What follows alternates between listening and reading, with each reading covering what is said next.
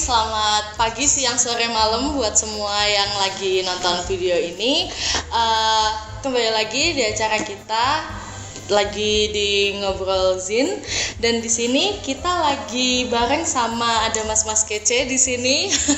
Jadi kita akan ngobrolin Zinnya bareng saya moderator Areza Lulaik 5 dan ada Hilman dari Rekam Jaya, Yomi dari Askar Kolektif. Oke, kita bakalan ngupas sedikit demi sedikit tentang Zine, dan kali ini kita bakalan ngobrol-ngobrol basa-basi dikit kali ya sama Mas Hilman dan Mas Yomi di sini. Gimana Mas, sehat kabarnya? Yang di rumah mungkin. Oke. Jadi di sini mungkin Rekam Jaya juga baru aja pindah ya Mas ya. Pindah. Ini ya. Awalnya di mana Mas kalau di Malang? di Jalan Candi Mundut nomor 11 gabung sama Escape. Oke. Dan sekarang udah ada di sini bareng sama Mauser ya. Mauser ada warung itu juga. Jadi pada saat kesini bisa nyambi nongski gitu ya. Makan. Dan kalau Mas Yomi sendiri di Kalau Askar Kolektif, headquarternya ada di Jalan Panglima Sudirman nomor 19 Batu. Oke. Gabung jadi studio juga. Terus sekarang masih ngerencanain buat bikin satu tempat kayak ekosistem gitu. Insya Allah. Amin. Kayak mungkin Amin, tahun semoga ini. kewujud ya Mas ya. Sibuknya sekarang Apa? Mas Hilman lagi sibuk ngapain aja sama Mas Yomi? Ya kalau aku sekarang ya cuma ngelola Rekam Jaya ini sama toko Rekam Jaya. Dia jadi toko distribusi juga, sama belajar narsipin, narsipin fanzine itu juga. Terus ya mau bikin program-program untuk di sini juga, entah itu pemutaran film, buku, sama musik. Ya cuma itu aja sih kegiatannya. Mau dibuat workshop umum gitu ya Mas? Ya rencananya gitu, kita mau buat di sini di Rekam Jaya. Jadi ya banyak lah ke depannya nanti kegiatan di sini buat teman-teman kalau mau kolaborasi, mau bikin apa, mau Sip. Dicatat ya dari Mas Hilman. Kalau Mas Yomi mungkin? Sekarang kesibukan yang utamanya nyelesain skripsi dulu. Oh, siap. Selesai. Itu Penting. Sama kesibukan yang sangat mulia ya. sama ngurusin ini bangunan soalnya lagi itu renovasi buat yang tempat ini sekarangnya. Semoga sama ngarsipin zin dikit-dikit tapi tetap akhirnya dilemparnya di Rekam Jaya juga. Oke. Semoga sekarang kolektif punya rumah yang lebih bagus lagi nantinya. Oke, kita akan langsung aja ya ke topik pembicaraan kita sekarang. Jadi mungkin banyak dari kita semua yang belum tahu tentang apa sih Zine itu. Kita ngertinya sih ya selama ini ya majalah gitu, sama magazin gitu kan. Apa sih kok sampai disingkat-singkat jadi Zine itu apa Mas kira-kira? Coba dulu. Monggo silahkan siapa aja. Kalau setahu aku sih Zin itu dibentuk sama teman-teman yang kalau dari musik ya, ini aku kan kebetulan memang berkutatnya lebih banyak di musik. Jadi Zin itu emang teman-teman yang awalnya dari fans musik, dia membuat terbitan sendiri, yaitu namanya fanzine. Atasnya itu dulu kayak gitu teman-teman. Ya emang kenapa mereka bikin fanzine, karena di media-media mainstream ya, yang media mainstream itulah dia kan punya batasan-batasan kurasi yang ketat gitu, editorial dia punya struktur, kadang nggak bisa semua tulisan masuk di situ. Betul. Jadi teman-teman ya bikin fanzine itu dengan gayanya sendiri tanpa ada ejaan yang disempurnakan. Mungkin dia mau lepas dari aturan-aturan yang dibuat sama media mainstream gitu. Dan biasanya kontennya juga seputar ya teman-temannya sendiri dulu. Dia nonton gig, ditulis, review musik yang dia sukai, yang mungkin jarang ada kesempatan untuk masuk media mainstream gitu, dia ditulis di situ. Sejarahnya itu mungkin yang aku tahu itu ya awalnya dari itu. Jadi semangat ya untuk dia bisa dikatakan untuk mendobrak batasan-batasan yang selama ini ada di media mainstream. Betul, karena media mainstream dari dulu pun masih apa ya istilahnya, dasarnya kan memang juga duit ya, mungkin dan segala macam karena mainstream dia tadi punya itu. dia pasti kan punya batasan-batasan yang nggak boleh, misalnya nggak boleh masuk ini kayak mungkin ada bahasa-bahasa yang nggak boleh masuk di situ, apa musiknya harus bagaimana yang khusus. Jadi ada batasan. Jadi teman-teman itu ya buat akhirnya karena itu buatlah media sendiri itu fanzine Dan otomatis yang lebih eksplisit untuk di sebenarnya nggak eksplisit sih sebenarnya. Ini yang setahuku juga. Iya? Jadi untuk yang lebih umum, kalau dari studi budayanya sebenarnya zine ini sebenarnya counter culture dari yang magazine ini tadi, karena anggap kalau magazine ini katanya lebih berat ke kapitalis karena dia tadi jadi lebih mainstream karena atau lebih mainstream ada itu isu tadi. khusus tadi. Nah akhirnya sebenarnya awalnya ini rootnya dari ilmuwan di tahun 1900-an sih.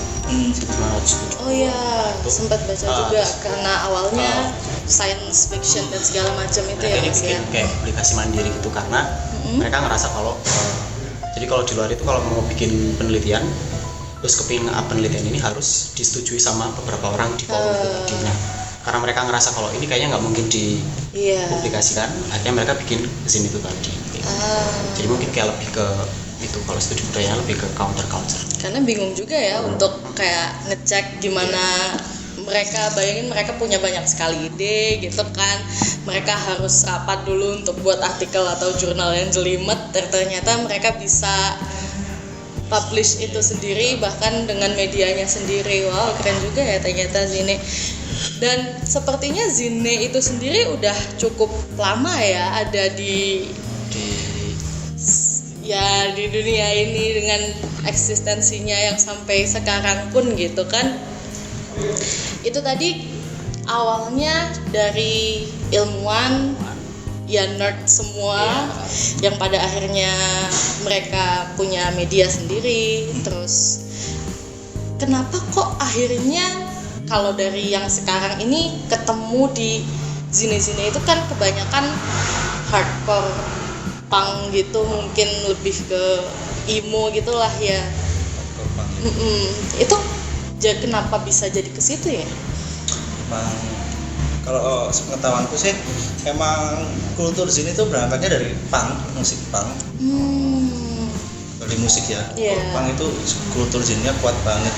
Maksudnya dia nggak hanya ngeband, dia nggak hanya mengorganisir musik, tapi juga mengorganisir media zine itu dengan segala apa ya kesinambungannya di musik hardcore, mungkin membahas politik di situ kan, karena biasanya kalau lirik kan terbatas nih. Kalau mau lebih membahas secara luas, biasanya dia nerbitin fanzine yang membahas soal lirik-liriknya yang secara lebih luas. Istilahnya ini kayak Genius tapi versi masih fotokopian lah ya. Sosial dulu, fotokopian dulu, sosial politiknya dibahas kuat di hardcore punk di situ biasanya. Dia mengutarakan unek-uneknya yang selama ini mungkin terbatas di lirik, cuma gitu, maksudnya cuma berapa kalimat kan di lirik itu terbatas. Yang terbitin zine musik juga dibuat review temen-temennya, review acara gitu. Emang kalau kenapa hardcore punk underground misalnya di underground, emang setahu kalau zine musik itu lahirnya dari situ, emang dari dari skin hardcore punk. Karena kalau nyari apa ya, maksudnya secara historisnya awalnya dari siapa dulu, atau maksudnya awalnya dari orang-orang komik atau awalnya dari orang-orang scene underground itu kayak susah karena nggak semuanya apa ya nyetujuin hal itu gitu. Jadi kayak ada beberapa orang yang anggap kalau zine itu sebenarnya dari orang-orang komik kayak gitu. Mereka anggap kalau komik ini nggak bisa diterbitkan secara massal, akhirnya mereka bikin publikasi mandiri. Terus ada yang sepakat kalau zine ini dari orang-orang ilmuwan, ada lagi yang dari orang-orang yang underground, jadi kayak masih diperdebatkan lah ya. Jadi ini tadi kita udah ngobrolin tentang apa sih zine, bagaimana awalnya bisa ada, tapi sebenarnya kalau bentuknya sendiri apa sih yang membedakan zine sama magazine yang biasanya gitu?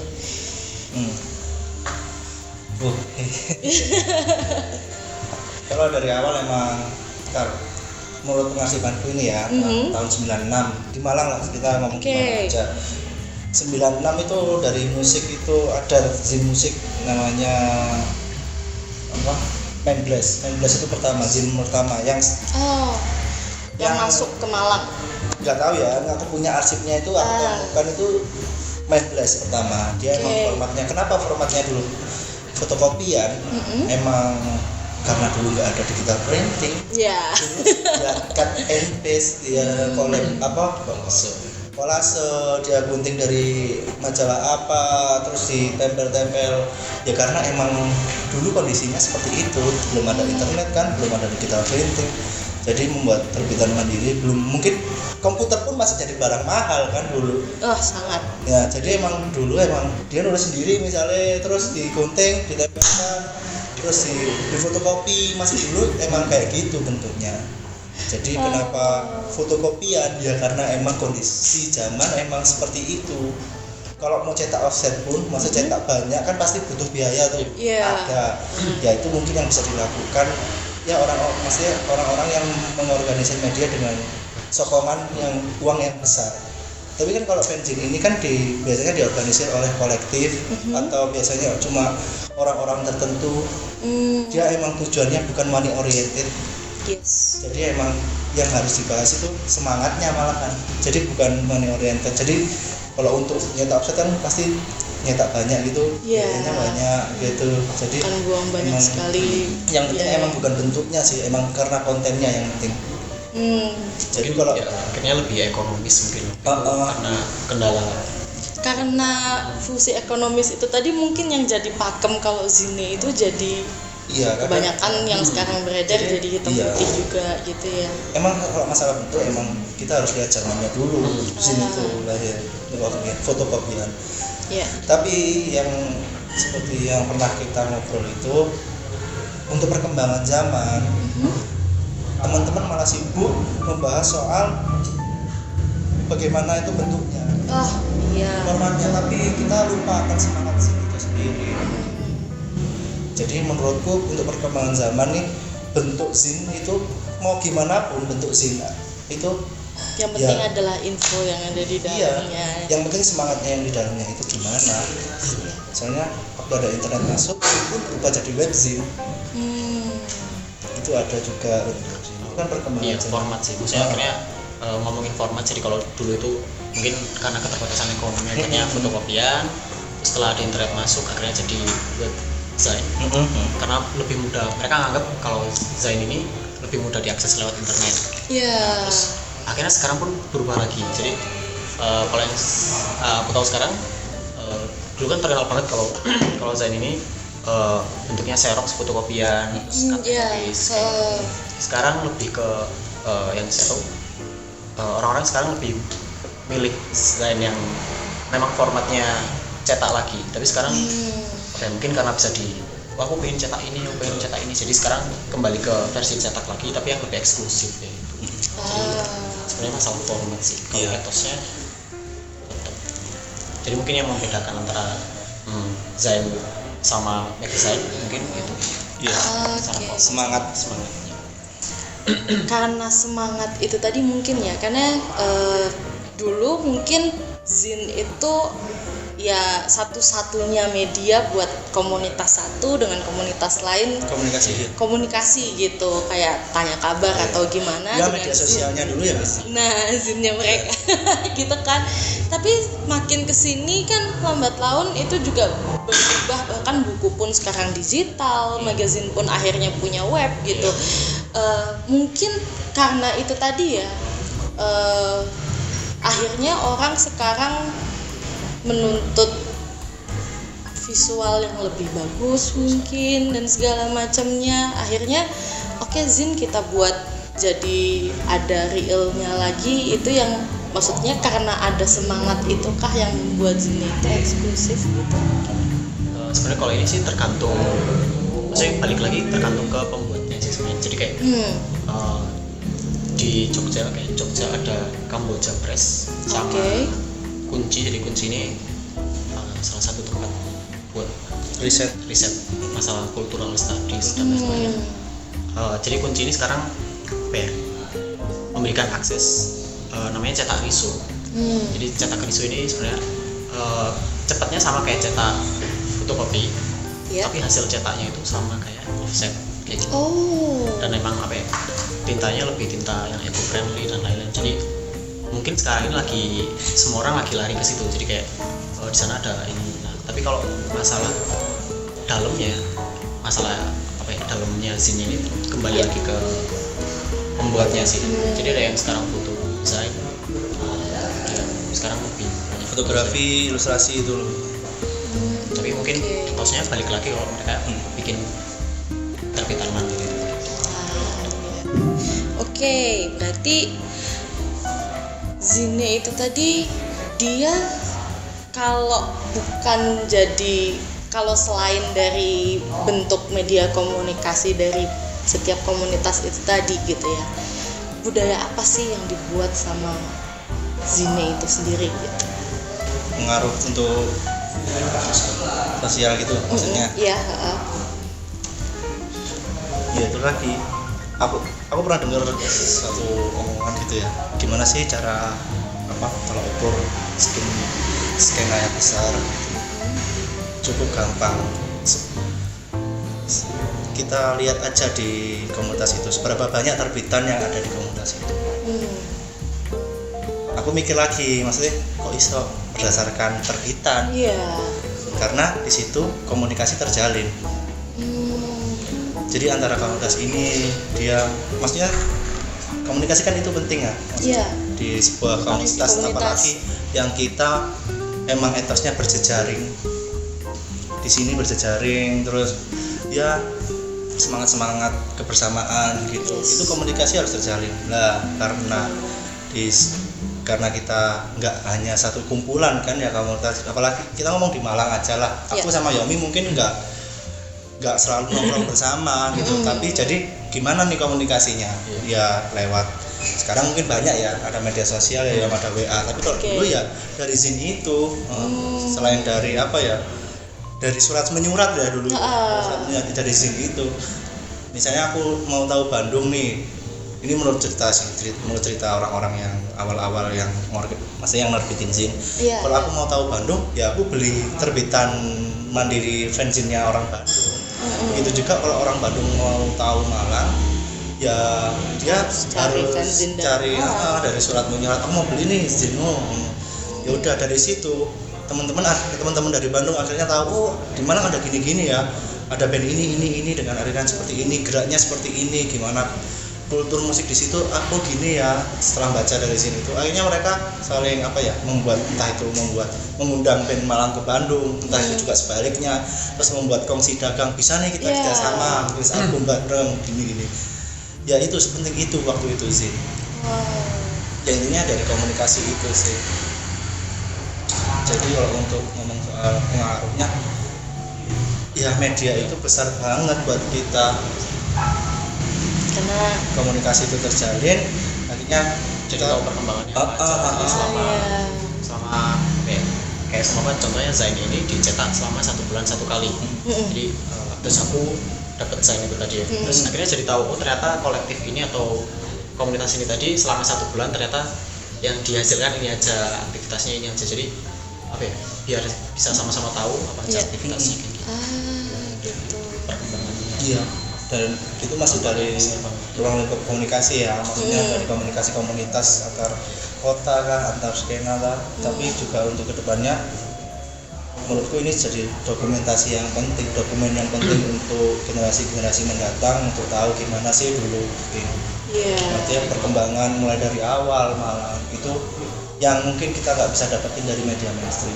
Ini jadi dokumen penting karena di sini nggak ada tendensi apa-apa, maksudnya kita nggak ada kepentingan apa-apa nih buat zin. Dan historinya undercover sekali gitu ya. Kita nggak ada kepentingan apa-apa selain kita suka dengan komunitas kita. Memang benar-benar berdasarkan kesukaan, emang benar-benar suka di sini. Jadi emang nggak ada tendensi apa-apa kecuali emang suka. Jadi emang ini secara yang jujur-jujurnya di media-media seperti ini. Jadi untuk kedepannya ya sebagai dokumen yang penting untuk gimana teman-teman generasi sekarang tahu gimana sih dulu kayak gimana. Termasuk aku salah satu juga, aku ini tahu maksudnya aku belajar banyak tahu gimana sih Malang dulu, perkembangan Malang dulu, gimana sih tumbuh kembang bisa jadi independen sekarang ini, gimana sih sejarahnya. Ya aku belajar dari sini, gak mungkin soalnya aku dapat informasi itu dari media mainstream. Betul. Nah itu tadi karena dia menjadi bentuk komunikasi mungkin dari band satu ke band lain atau ya kayak gitu. Dari segi bandnya atau apapun yang dibawakan di Zin itu gitu. Kalau misalkan di Bandung, akhirnya dapet exposure gitu dari band Bandung tuh ada yang kayak gini loh. Itu pengaruh per setiap daerahnya atau kok kayaknya daerah ini sebenarnya Zinnya juga jalan dan bisa di mana-mana, tapi kok kayaknya bandnya gini-gini aja atau kayak nggak ke expose gitu per daerah. Sebenarnya mungkin bisa ya itu tadi, maksudnya kayak seumpama aku dari Batu, terus Malang kayak seumpama Mas Hilman pengen tahu di Batu ada band apa sih? Terus aku tiap bulannya pasti di desain itu tadi aku ngasih sebenarnya dua artis, dua band baru kayak gitu dari Batu kayak gitu ya. Mungkin apa ya, karena komunitas itu sifatnya sama-sama nge-up, jadi kayak aku mungkin dari media kamu punya band, jadi sini aku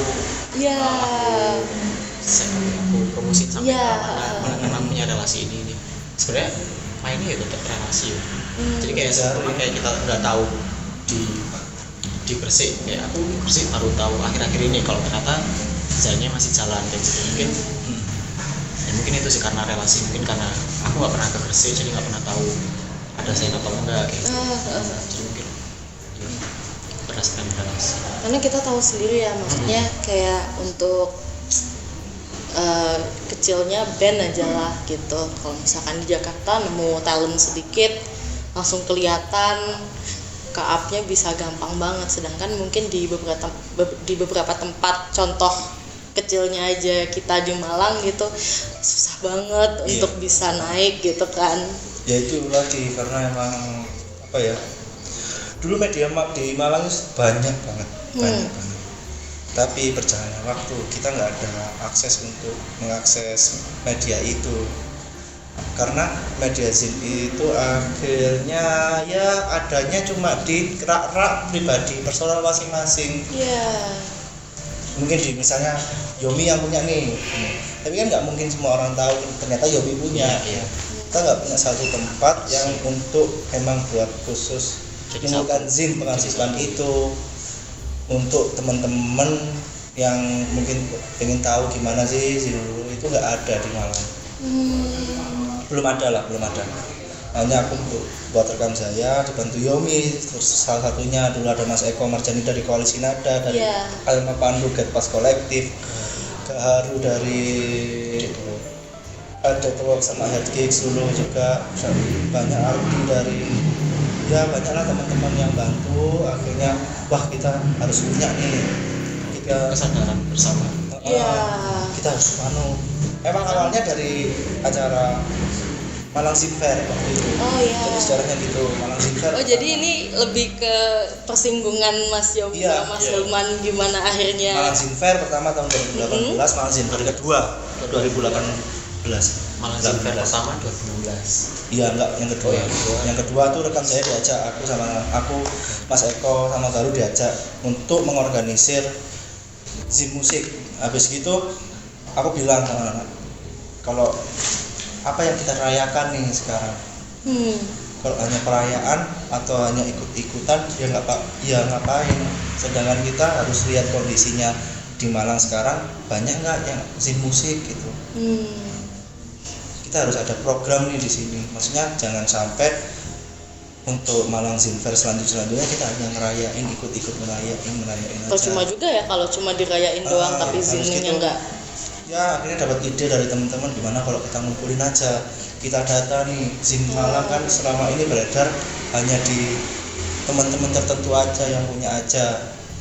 Terus ayo kita kumpulin, akhirnya kumpulin mulai dari awal itulah, ayo yang punya arsip kumpulin, daripada ya namanya cetak ya nggak bisa tahu kapan hilang kapan rusak gitu ya. Betul. Jadi terus dikumpulin aja, nah, habis gitu berhasil ngumpulin. Bapak di perjalanan waktu ada Yomi juga ternyata punya arsip. Ayo mas, iki mas arsipku. Tuh, ya wes kita kelola itu, kita jadiin satu. Terus ya udahlah, Rekam Jaya emang mungkin masih jauh dikatakan pengarsipan. Aku juga nggak tahu pengarsipan yang baik dan benar itu gimana. Tapi ya seenggaknya Bisa data jadi itu, tempat bernaungnya data itu selamat dulu lah. Iya. Data itu selamat dulu. Akhirnya banyak juga teman-teman yang ayo, nah, dia punya space kayak di Escape, mas pengelolaan tempat ini. Ya udah kita buka pertama itu. Habis itu berjalan waktu ada teman-teman lagi yang support. Kita punya space ini mau kelola apa? Akhirnya kerjasama sama Twin Falls ini, sama teman-teman Twin Falls untuk membuka yang dengan ruangan yang memungkinkan. Kita buka pengarsipan ini, mungkin ini. Ya tujuannya emang itu sih, balik lagi awal. Biar teman-teman yang pengen tahu gimana sih Malang dulu bisa belajar bareng di sini. Oke, jadi itu tadi adalah beberapa obrolan dikit kita dari gimana Rekam Jaya dan Mas Yomi, Mas Hilman bisa ketemu sama Zine nih. Tapi kalau misalnya dari komunitas yang sekarang nih Mas lagi hidup mungkin sekarang dari Zine gitu. Kalau misalkan dari Mas Yomi sama Mas Hilman sendiri, komunitasnya sekarang gimana nih? Kalau sekarang Askara sendiri, kita udah benar-benar lama banget nggak cetak zin sama sekali, tapi masih tetap apa ya? Seenggaknya informasi tetap kita sebarin ke teman-teman, tapi nggak secara cetak gitu. Maksudnya tetap, tapi akhirnya nggak jadi desain karena ya etosnya tetap, tapi tetap nggak kita cetak gitu. Karena sekarang apa ya, mungkin karena anak-anak Askaranya sendiri udah mulai umur ya, terus ada umur banget, kerja, terus ada yang Kesibukan masing-masing. ada yang belum selesai kuliah, terus akhirnya mungkin kita, kalau yang dari Askara kolektifnya kita berhenti dulu, tapi beberapa anak-anak di dalamnya tetap bikin Zain tapi personal, banyak kan gitu. Gitu, oke. Aku sama anak-anak, jadi karena memang bisku ini di Batu, beberapa anak-anak di Batu yang anak-anak Askara kolektif ini tetap bikin Zain tapi personal. Kayak ada satu temen namanya Farhan, ini dia bikin Zain yang komiknya dia atau gambarnya dia. Terus kalau aku lebih sering bikin newsletter. Kalau sekarang akhir-akhir ini bikin newsletter tapi untuk sekitaran kota gitu. Jadi kayak contoh gosip apa kayak gitu, terus ya aku rekap jadi satu newsletter gitu. Karena ada beberapa lagi namanya newsletter kalau saya. Jadi kayak contohnya Selebaran kan? Iya, selebaran kayak kalau Jumatan, cowoknya Jumatan. Pasti kan yang sering keluar mesti formatnya itu. sama seperti itu. Tapi kita sebar ke teman-teman yang di Batu. Oh ini gosip di kelurahan ini kayak gini gitu. Tapi antar di dalam kota. Sebenarnya kalau misalkan karena tadi menarik ya, akhirnya diangkat juga ada Zin newsletter itu tadi. Kalau misalkan dari sepengetahuan Mas Yomi dan Mas Hilman sendiri, jenis dari Zin itu ada banyakkah? Terus apa aja kira-kira? Banyak sih. Ya itu tadi ada newsletter, selebaran yang mungkin berita pendek lah. Ya untuk cukup untuk satu lembar hari gitu. Terus ada fanzine yang emang bentuknya beberapa lembar gitu, zin itu, fanzine itu. Terus ada apa lagi ya? Semenjak ada aku ngelola sama teman-teman Rekam Jaya ini, ternyata masih banyak sih teman-teman yang bikin zin. Termasuk yang terbaru ini ada Let's Mob, dia membagikan zinnya secara gratis. Yang infonya tentang entah itu kultur sepak bola, di situ juga dimasukin musik. Ternyata masih banyak teman-teman yang menerbitkan zin. Terus selain itu juga kita di Batu ada Pena Hitam yang tetap konsisten menerbitkan fanzine di bidang ilustrasi, dan habis ini dia juga nerbitin yang baru edisi Monster ya, edisi Monster, dan itu menurutku ya salah satu fanzine yang bisa masih yang kuat lah, konsisten dan kuat dengan bentuk yang cukup apa ya, bagus lah menurutku, produksinya sangat bagus. Yaitu mereka mengikuti perkembangan zaman dan itu tetap namanya menurutku itu fanzine. Iya. Meskipun bentuknya lebih bagus gitu ya, emang dengan harga jual tapi emang bentuknya sangat bagus dan itu emang buat produksinya mereka gitu. Yang salah satu kalau yang urusan konsisten yang mulai apa ya pena hitam untuk sekarang, tapi untuk fanzine baru masih banyak kok teman-teman. Terus kemarin ada info dari Mbak Nova dengan proyeknya Arka Kinari itu yang dia keliling dunia, terus sekarang kerjasama dengan jalur rempah naik kapal gitu, dia nerbitin selebaran untuk info-infonya itu. Jadi banyak lah yang masih tetap memegang teguh dan apa ya kasarannya menggunakan fanzine sebagai media propagandanya mereka. Itu tadi ya, karena dia jadi media komunitas satu sama lain juga gitu. Kalau sekarang sendiri gitu, zine ini kan lagi-lagi zine itu media gitu. Tapi makin kesini kan orang juga udah pakai sosial media di mana-mana, siapa sih yang nggak pakai gitu kan. Pada akhirnya zine juga harus mengikuti, untuk beberapa pangsa zine juga harus mengikuti seperti kita punya Twitter, kita punya Instagram gitu. Masih efektifkah itu untuk jadi media komunikasi mereka, walaupun akhirnya jatuhnya nggak jadi kayak surat menyurat juga gitu? Iya nih, kalau aku masih, karena apa ya, balik lagi ya, aku paling sering itu sama anak sebenarnya nggak bikin desain yang maksudnya yang apa ya, per bulan atau kayak gimana. Maksudnya aku sama anak ini lebih sering bikin newsletter, jadi kayak ada acara hari ini di Mau kayak seumpama kayak gitu ya. Ini anggapan kayak gitu. Ada acara hari ini di Mau, kalau nggak nanti malam, nah siang ini aku bikin newsletter. Tapi cuman kamu kasih tuh newsletter itu cuman selembar kertas gitu. Terus aku sama anak-anak ini kayak ngumpul, kira-kira dalam 1 minggu terakhir apa yang terjadi? Apa aja yang terjadi, tapi bukan melulu tentang band kayak gitu. Kayak seumpama ada contoh kayak temen namanya Mas Eko. Mas Eko habis menikah hari Rabu kemarin, kita tulis di situ.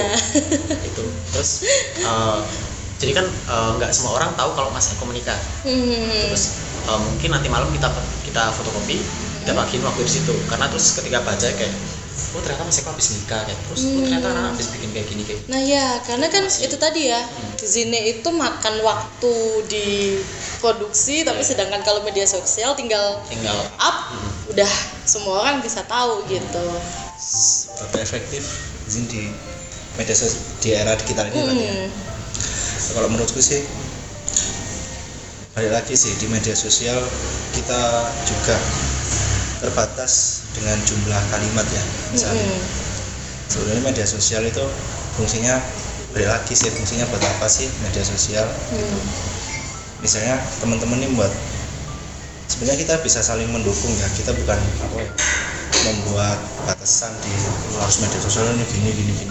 Justru kalau teman-teman punya penerbitan mandiri gitu, sekarang kita dimudahkan dengan adanya media sosial. Media sosial kan bisa dibuat untuk promosi gitu. Kita punya nih penerbitan ini, dari media sosial promosinya dengan follower yang ya berjumlah itulah gitu. Itu jadikan media promosi untuk proyeknya mereka yang untuk bikin magazine. Itu bisa, maksudnya ada media sosial itu sekarang seharusnya bisa memudahkan teman-teman yang dulunya nggak ada media sosial. Maksudnya dulu waktu belum ada internet, teman-teman bisa nyebarin zin ke seluruh Indonesia. Betul. Kenapa sekarang ada media internet malah kayaknya sulit? Misalnya kan nggak gitu ah. Untuk logika gampangnya seperti itu sih. Jadi adanya internet justru masih relevan apa efektifkah? Ya harusnya semakin efektif ya untuk mendistribusikan fanzine terbitannya teman-teman itu. Pena Hitam aja, gila Pena Hitam dari media sosialnya dia terus masih ada, kita terbitan media sosial dibuat promosi itu, dia untuk menyampaikan pesan-pesan dari fanzine-nya dipromosikan lewat media sosialnya. Jadi memang apa ya, ada makin efektif. Adanya media sosial itu benar-benar seharusnya membantu teman-teman untuk mempromosikan karya mereka, entah itu wujudnya apapun, entah itu fanzine, entah itu lagu, sebenarnya itu sih. Iya. Tadi kita ngangkat satu dua nama-nama dari beberapa komunitas gitu ya. Zin ini kan kayaknya kaitannya erat banget sama kolektivitas gitu. Seerat apa sih Zin dengan kolektivitas itu sendiri? erat sih, maksudnya contoh ya kayak yang pena hitam tadi, pena hitam sebenarnya kita masih sering trip, maksudnya akhirnya kalau Zain itu biasanya kita bisa di trip, bisa di sama-sama ditukar, atau diperjualbelikan pun nggak apa-apa, tergantung niatnya, maksudnya diperjualbelikan yang untuk nanti biaya produksi atau gimana. Kalau kita akhirnya itu sama-sama tahu kayak ternyata pena hitam habis bikin gini, aku jadi penasaran apa yang dikerjain kayak gitu. Kita trade sama pena hitam atau mungkin kita beli dari pena hitam terus jadi lebih tahu, lebih serat sih. Ya balik lagi saya tadi, tujuannya Zin ini kan sebagai medianya mereka. Jadi komunitas untuk apa ya, untuk menyebarkan informasi tentang apa sih agenda-agenda mereka, jangan untuk media. Nah, jadi ya kan yaitu perkembangan zaman, dulu medianya Zin, tapi untuk perkembangan zaman sekarang sampai sekarang ini medianya kan makin banyak gitu. Jadi pilihannya semakin banyak. Mungkin kalau ya itu kembali lagi ke keputusannya teman-teman komunitas, mau bikin Zin kah, apa web Zin kah, itu ya itu cuma jadi apa ya, jadi media propaganda mereka untuk menyampaikan pesan secara lebih luas, mendistribusikan informasi-informasi seputar komunitas mereka secara lebih luas. Jadi kalau emang bicara soal apa kaitannya Zin sama komunitas, itu emang berat banget. Akhirnya juga membuka kayak jalan buat teman-teman lain yang mungkin pengen di expose juga di Zin dan segala macam gitu ya. Semua komunitas itu memang untuk media, untuk menyampaikan informasinya secara lebih luas. Itu sih memang berat banget. Tapi untuk sekarang kan pilihannya semakin banyak tuh, pada media sosial untuk tapi kan media sosial juga terbatas dengan kata-kata hanya beberapa karakter gitu. Jadi ada banyaklah pilihannya untuk sekarang, tapi yang harus dilihat semangatnya itu lagi. Kita akan masuk ke pertanyaan terakhir. Jadi karena di sini Mas Hilman dan Mas Yomi juga berkecimpungnya di pengarsipan gitu. Apa sih yang dibutuhkan untuk ngarsip, atau sekarang sama-sama ngarsipin, terus gimana sih, apa sih enaknya ngarsipin Zine gitu? Boleh. Kalau aku dari kota dulu, saya mungkin paling dekat sama kota. Jadi ada beberapa pengalaman yang buat aku cukup menarik. Jadi kayak boleh dong cerita dikit. Jadi aku tiap pagi itu pasti kayak ngopi di salah satu tempat kopi yang itu pagi itu di lorong. Nah itu kalau pagi biasanya banyak yang ngumpul, jadi ada yang orang satu jualan kopi, yang satu jualan kopi, terus akhirnya mereka kayak ngomongin masalah kopi biasanya gitu. Nah biasanya cuma diem aja. Terus beberapa pertemuan kemudian aku ternyata baru tahu kalau ternyata yang aku biasa aja omong ini ternyata ngarsip di sini juga.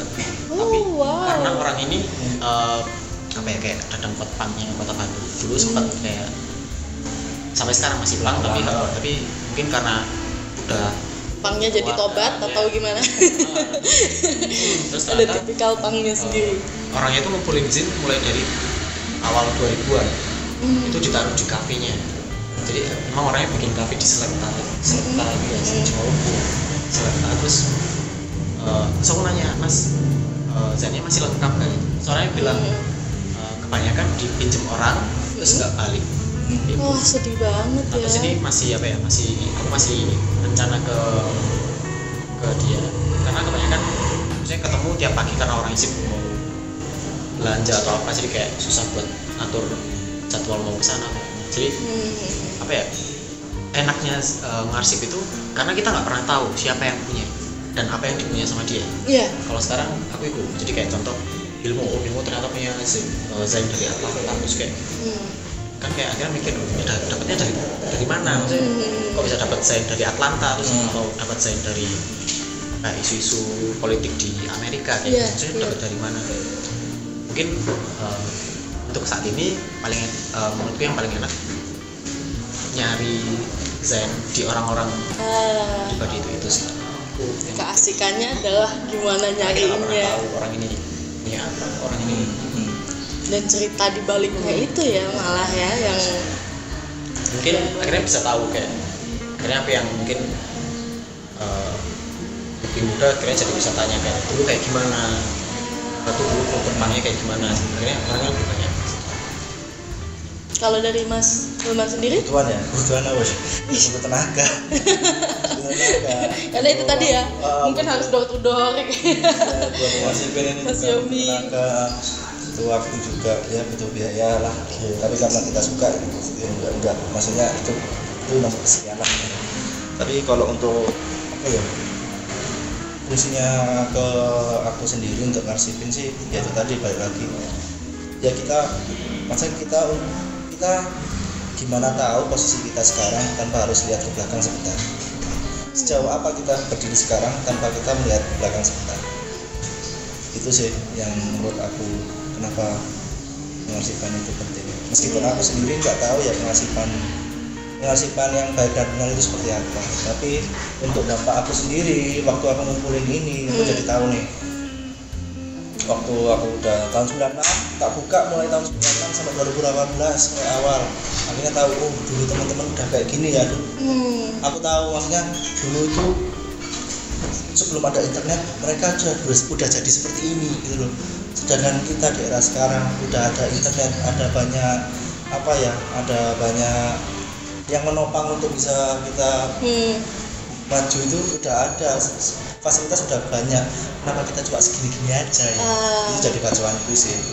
Akhirnya Zine sendiri bisa jadi kayak refleksi buat iya maksudnya harusnya generasi muda itu bisa lebih sangar, maksudnya lebih bisa lebih sangar dari dulu gitu loh. Iya. Itu sih yang dampak penting buat aku sendiri lah, kasarnya itu buat motivasi aku sendiri, harusnya kita lebih bisa lebih dari yang dulu sih. Itu terus yang kedua juga buat teman-teman yang mau ya balik lagi pengen tahu gimana sih dulu Malang itu dulu gimana sih Mas perkembangan Malang, ya adanya aku ngarsipin ini yaitu tak buat akses kamu ya wis ini Malang itu dulu seperti ini gitu, buat belajar bareng, buat tahu bareng ya, buat yang mungkin nggak ada di textbook manapun ya kalau dari Zine sendiri. Kalau ini nambahin sih maksudnya kalau tujuannya sebenarnya buat pengarsipan, sebenarnya tujuan lainnya itu karena kita ngerasa kalau di Indonesia itu nggak sama kayak di luar negeri. Jadi kalau di luar negeri itu di perpustakaan universitas atau di perpustakaan kota atau apa itu pasti ada counter materi-materi counter culture ya. Jadi kayak memang ada buku yang ISBN itu, tapi kemudian ada rak khusus yang untuk Zain kayak gitu. Kalau di luar negeri seperti itu, sedangkan di Indonesia itu belum itu. Nah terus karena gitu aku ngarsip karena sebenarnya pengen tahu di kota itu sebenarnya kayak apa kayak dan yang paling menarik lagi buat aku ternyata ketika aku di rumah jadi beberapa keluarga ini seniman di kota itu, jadi ada yang memang budayawan, ada yang seniman lukis. Itu setelah aku cari-cari di studio keluarga, terus ternyata aku nemu selebaran itu ukurannya A4, berarti A3 dibagi 2. Ternyata Pak Deku sama Umku ini udah pernah bikin publikasi mandiri di tahun 2000-an atau 99, dan itu juga fotokopian dan itu dibagikan ke orang kota. Nah itu akhirnya tahu kayak ternyata Umku ternyata sebelum aku mengenal Zin, atau Umku bahkan nggak tahu kalau itu ternyata Zin. Sebagai apa pada waktu itu? Promosikan atau sebagai kalau di waktu aku masih kecil, rumahku ini sempat dijadikan kayak galeri gitu. Ya atau buat seru sekali. tempat wayang kayak gitu. Terus mungkin waktu itu Umku sama Pak Deku akhirnya bikin ini harus ditulis, ini harus disebar kayak gitu. Disebarkan. Nah, itu arsip-arsip itu sampai sekarang masih ditemukan 2-3 edisi gitu. Ternyata masih banyak, tapi padiku sama omku ya mungkin waktu itu nggak diarsip benar, jadi kayak masternya masih hilang atau gimana. Tapi mungkin sebenarnya kalau dicari sebenarnya masih ada. Jadi pentingnya mengarsipkan menurutku kayak gitu sih. Yomi kan akhirnya tahu nih, dulu di rumah ini ada sejarah panjang tentang seni ternyata. Akhirnya itu juga membantu Yomi secara mental, ya harus mempertahankan ini. Itu sih pentingnya. Menurutku mengarsipkan itu sesimpel itu. Terus aku juga Rekam Jaya juga membuka pintu selebar-lebarnya buat teman-teman yang mau membantu pengarsipan ini, entah itu dari untuk berkontribusi untuk ini rumah ada zin, nggak apa-apa, ayo kita. Terus untuk pengelolaan, aku juga sampai sekarang pun jujur aja untuk ngelola ini semerawut banget, bener semerawut banget. Mungkin aku cuma bisa mulai tahun 2018 akhir sampai sekarang aku cuma bisa memetakan tahun terbitan ini pelakunya ini mungkin itu. Jadi Apa seharusnya ada format tersendiri untuk mengarsipkan zin? Harus, pastilah ada. Pasti dan ada. itu ya mungkin kalau ada teman-teman yang mau membantu itu, Rekam Jaya sangat berterima kasih. Kalau mau monggo ayo kita gerak bareng. Oke, kita sekarang udah sampai di pertanyaan terakhir. Sebagai penutup, mungkin dari Rekam Jaya dan Askara Kolektif mau menyampaikan proyek-proyek ke depannya, mau ada apa, atau mungkin buat pesan-kesan buat teman-teman yang mau mulai mengarsipkan zin mungkin, atau mau mulai buat zin untuk komunitasnya. Iyalah. Ini promosi dulu, jadi dari bulan ini sampai bulan Februari jadi kita punya radio namanya Radio 404 Radio 404. Bisa di follow ya? Bisa di follow Oke. di internet di Instagram. Kita mulai dari bulan ini sampai bulan Februari kita residensi di Hong Kong, jadi di HKCR Hong Kong Channel Radio sama di Alhara ini di Palestina sampai Februari.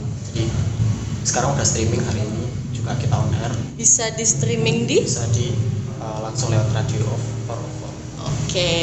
Terus kalau saran untuk yang mau bikin desain, bikin aja, karena maksudnya nggak ada batasan apa-apa. Jadi mau buat satu lembar pun ukuran A6 yang segini pun sebenarnya nggak masalah kayak gitu. Maksudnya asalkan keinginan untuk menyebarkan informasi tadi ada, kayaknya itu sudah cukup sih.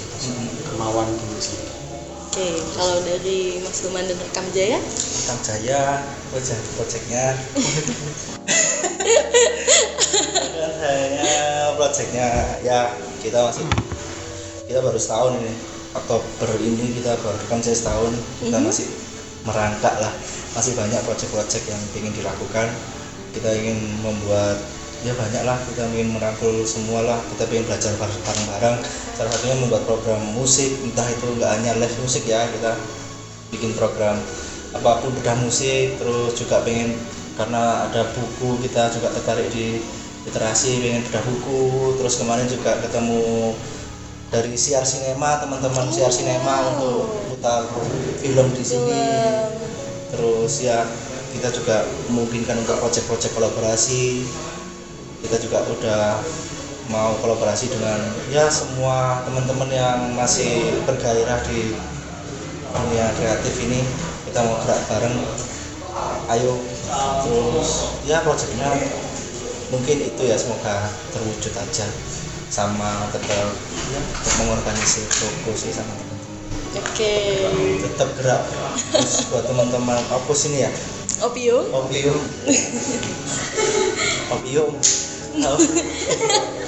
Buat teman-teman Opium juga kalau mau kolaborasi bareng silakan, terus bergerak, terus semangat. Itu sih. Oke, thank you banget buat Mas Hilman sama Mas Yomi untuk waktunya dan tempatnya di Rekam Jaya ini. Sama-sama. Gitu. Kalau untuk Rekam Jaya bisa diikutin di mana aja? Kalau di Instagram ada toko Rekam Jaya, sama @rekamjaya sama @tokorekamjaya. Kita juga punya blog, mungkin di situ berisi informasi-informasi apapun tentang Rekam Jaya, monggo diikutin aja. Terus kalau mau di situ juga ada kontak, barangkali ada kolaborasi, mau pengen kolaborasi apa, atau barangkali kalian punya penerbitan apapun itu bisa diinformasikan kita, bisa bantu masukan di sini, atau mau bedah-bedah zinmu, mau bedah karyamu di sini, silakan. Diskusi musik mungkin ya. Bisa banget, bisa. Apapun, mau jualan sayur di sini juga kalau Ya, mau nggak masalah. Mungkin Dipertimbangkan. Kalau dari Askara bisa diikuti di follow di Instagram Askara Kolektif sama Radio Over. Sama kalau punya akun Twitch bisa di follow juga pakai nama yang sama, Radio Over. Terus silakan main-main juga ke studio, jadi di Jalan Panglima Sudirman 19 Mati di itu ada. Kalau mau main-main nanya-nanya silakan. Mau ngobrol, mau ngopi silakan. Ada tempat ngopinya juga di situ guys, jadi boleh mampir-mampir, boleh diceki-ceki setiap media sosialnya.